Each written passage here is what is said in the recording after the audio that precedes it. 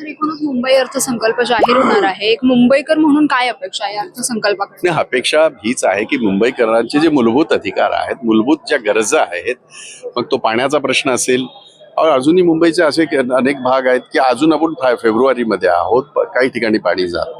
Pressure हा विषय जरी असला तरी तो कॉर्पोरेशनने सोडवायला पाहिजे.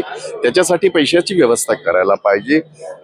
मुंबईच्या नागरिकांच्या आरोग्याचा प्रश्न आहे. आज सरकारी जेवढी इस्पितळं आहेत, इथे पुरेसे डॉक्टर नाही आहेत, पुरेसे नर्सेस नाही आहेत, पुरेसं औषध नाही आहे. गरीब माणूस जाणार कुठे? मोठ्या मोठ्या हॉस्पिटलमध्ये गरीब माणूस नाही जाऊ शकत. आणि हा जो पैसा आहे हा काय बीजेपीचा पैसा नाही, हा लोकांनी टॅक्स पे केलाय, तुम्ही आम्ही, त्याच्यातला तो पैसा आहे.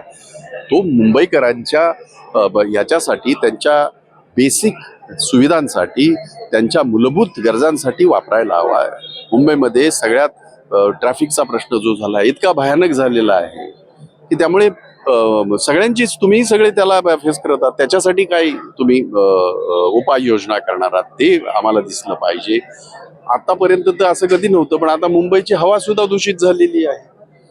असं कधीच नव्हतं. आंतरराष्ट्रीय दर्जाचं आमचं शहर मुंबई, आणि तिथे जर अशा पद्धतीच्या गोष्टी जर आहेत तर त्याचा, मी असं म्हणत नाही तुम्ही काय आणून टाकलं, तशी परिस्थिती निर्माण झाली. पण ती परिस्थिती दूर करणं, त्या परिस्थितीवर मात करणं आणि त्याच्यासाठी बजेटमध्ये पैशाची व्यवस्था करणं हे त्याचं काम आहे.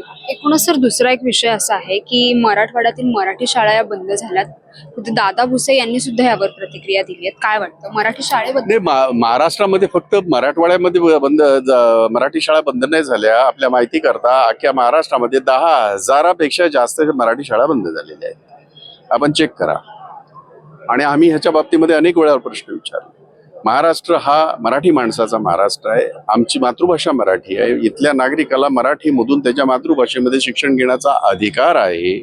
परंतु या सगळ्या याच्यामध्ये आपण जर पाहिलं असेल, कॉर्पोरेशन असेल, मुंबई कॉर्पोरेशन असेल किंवा सरकार असेल, हेच आहे ना सरकार. आता 2014 पासून मधला जर 2-2.5 वर्षाचा काळ सोडला तर तुम्ही स्वतः माहिती घ्या.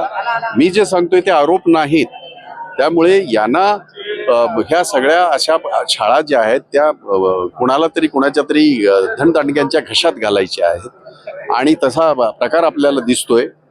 आणि म्हणून हा अतिशय चिंतेचा विषय आहे. स्वतः मंत्री जर ह्याच्याबरोबर चिंता व्यक्त करत असतील तर आम्ही विरोधक म्हणतोय ते खरं आहे. हे होते काँग्रेसचे ज्येष्ठ नेते भाई जगताप. मी जान्हवी जाधव, आसिम यांच्यासह मुंबई.